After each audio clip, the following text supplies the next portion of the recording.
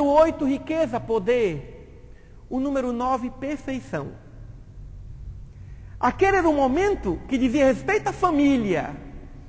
E foram 6 talhas, conforme narrativa dos evangelhos.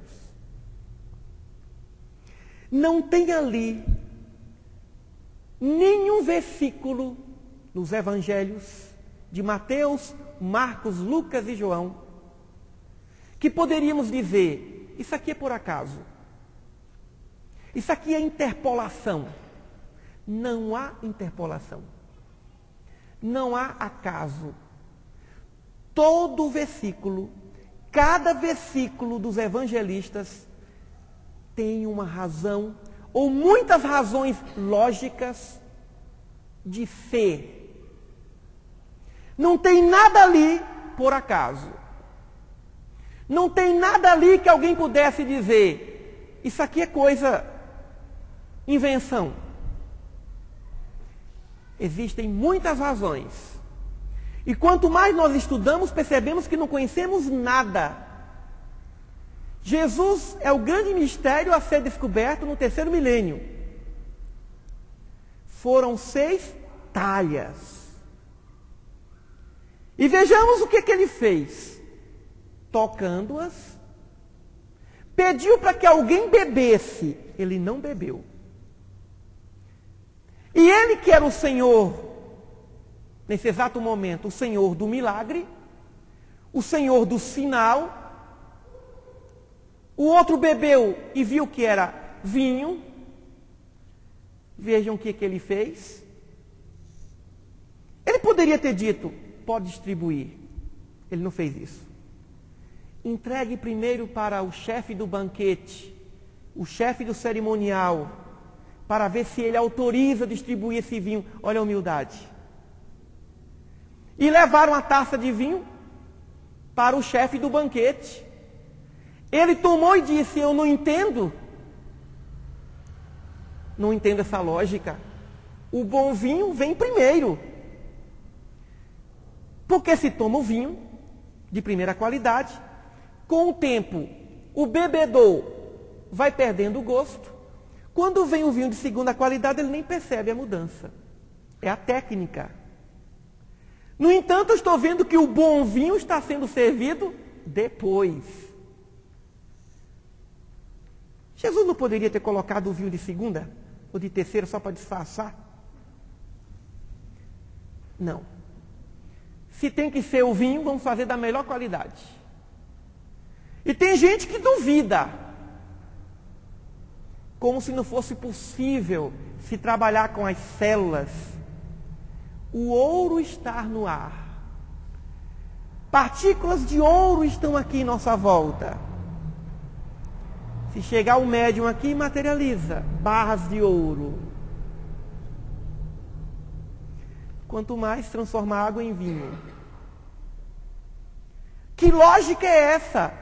O bom vinho veio depois. Mas o poder dele não era para curar?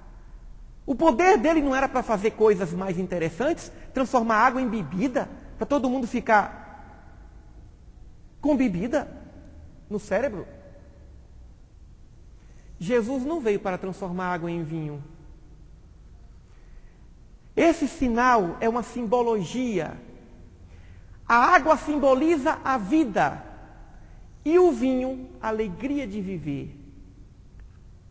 Jesus começa a sua vida pública nas bodas de Caná, valorizando a família, determinando que a finalidade precípua, que a finalidade maior da família é a transformação da vida em alegria de viver. Porque não basta viver. E cabe ao marido, e cabe à mulher, à esposa, e cabem aos filhos, sogro, sogra, netos, avós, proporcionar aos seus familiares a alegria de viver.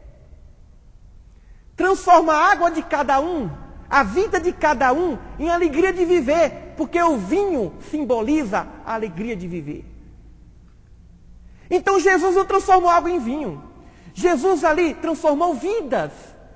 porque eles ficariam tristes. Os noivos passariam por um constrangimento diante dos seus convidados.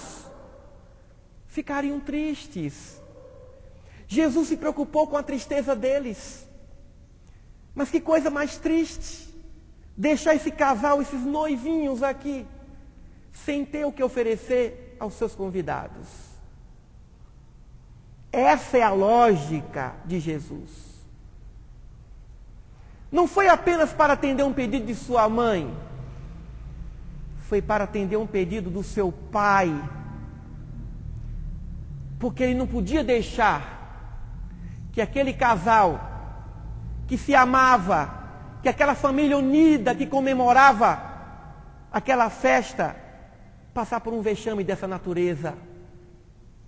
Então a água é a vida e o vinho, a alegria de viver.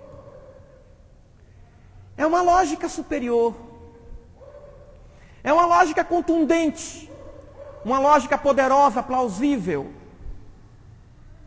E ele prossegue sua jornada. E em muitos momentos ele perturba a nossa lógica. Por 3 vezes ele curou 3 pessoas que eram consideradas mortas.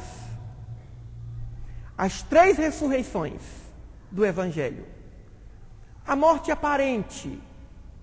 Primeira ressurreição, quem lembra? Ou quem lembra de alguma delas? De Lázaro. Outra, da filha de Jairo. E do filho da viúva da cidade de Naim. São essas 3 curas que ele opera diante daquele fenômeno letárgico de morte aparente. E muitas pessoas questionam, por que somente 3? Ele curou muito mais. Mas ali só tem 3 no Evangelho. Porque o 3 é o número que comunica. Quando Jesus queria comunicar, ele usava o número 3. Parábola dos talentos. A um ofereceu 10. Ao segundo, 5. E ao terceiro, 1. Não foram 4, só 3 servos. Parábola do samaritano. Passou por ali um sacerdote. Depois um levita. E depois um samaritano. 3. O Evangelho é todo matemático.